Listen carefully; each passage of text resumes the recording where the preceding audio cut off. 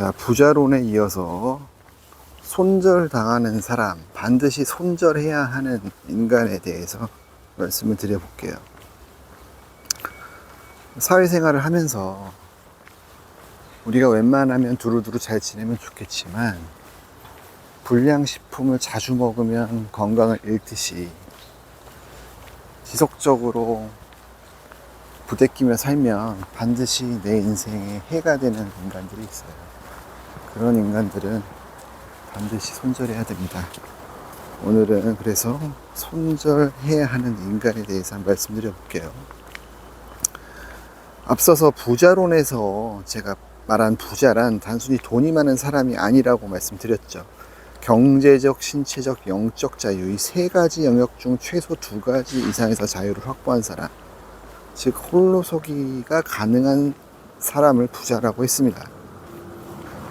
부자는 세 개의 다리를 가진 탁자와 같다고 했죠. 한쪽 다리가 부러져도 나머지 두 다리로 중심을 잡고 흔들림 없이 서 있을 수 있는 거죠.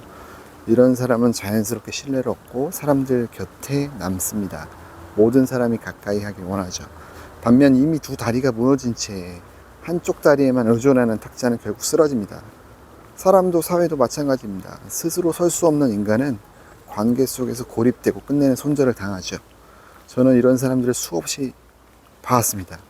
어떻게 인간을 쓸모없다고 말할 수 있느냐고 반문할 수 있겠지만 인간에게는 양심과 자유의지가 있어요. 태어날 때부터 완전하지 못한 사람은 있어도 성인이 될 때까지 스스로를 바로 세울 기회를 한 번도 갖지 못한 사람은 거의 없습니다. 여러분, 오체 불만족의 저자 오토다케 히로타다라는 분을 알죠? 그 사람이 분명히 그것을 증명하고 있습니다. 그 사람은 팔, 다리가 다 없는 사람이었죠. 신체는 불완전했지만 정신과 사고는 누구보다 온전했고 결국 그 온전한 정신과 사고로, 긍정적인 사고로 자기 삶을 스스로 일으켜 세운 사람입니다. 그런 사람을 보면 그 누구도 핑계 댈 수가 없는 거죠. 특히 대한민국 사회에서는 더 그렇습니다. 부양해야 할 가족만 없다면 최소한 굶어 죽을 정도의 경제적 궁핍은 거의 없어요. 대부분의 문제가 돈이 아니라 생각과 몸의 붕괴에서 시작된다는 거죠.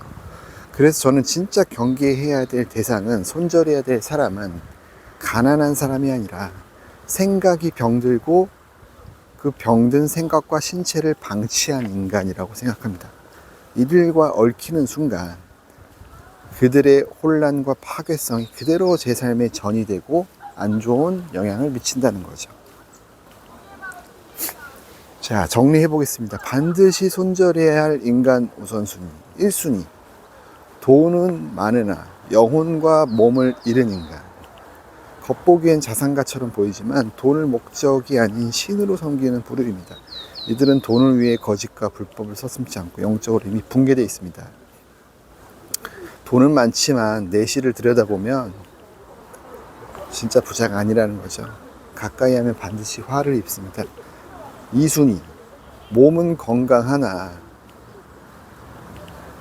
경제적으로 가난하고 사고력이 붕괴된 인간입니다. 노동력은 있으나 스스로 사고하지 않고 배우지 않고 자기 자신을 바꾸지 않습니다. 성장하지 않습니다. 무지함은 동정의 대상이 될 수는 있지만 동행의 대상은 아니에요.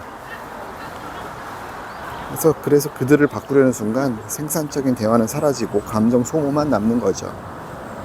3순위, 생각은 바르나 가난하고 병든 인간입니다. 그런데 이들은 손절의 대상은 아니죠. 이미 사회로부터 손절당한 사람들입니다. 기회가 된다면 돕는 것이 맞죠. 빌 게이츠가 이런 말을 했죠. 돈이 많으면 당신이 누구인지 당신은 그것을 까먹는다. 하지만 돈이 없으면 세상 모든 사람이 너가 누군지를 모른다. 이렇게 얘기했습니다. 그런 부류의 사람들이죠. 생각은 바르나 가난하고 병든 사람, 이런 사람들은 기회가 된다면 돕는 것이 맞습니다. 다만 이들을 구원하려는 구원자가 되려 해서는 안 돼요. 그렇게 될 수도 없고요.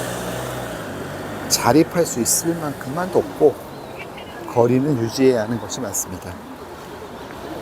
자, 지금까지 사회생활을 하면서 반드시 손절해야 될 사람에 대해서 얘기했습니다.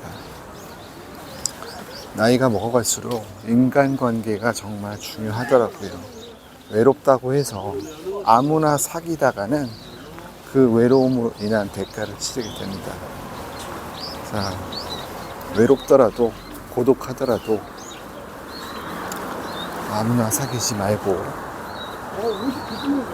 내 마음속에 있는 나와 사귀더라도 긍정적이고 좋은 삶을 이어나가시기를 기원드리겠습니다. 감사합니다.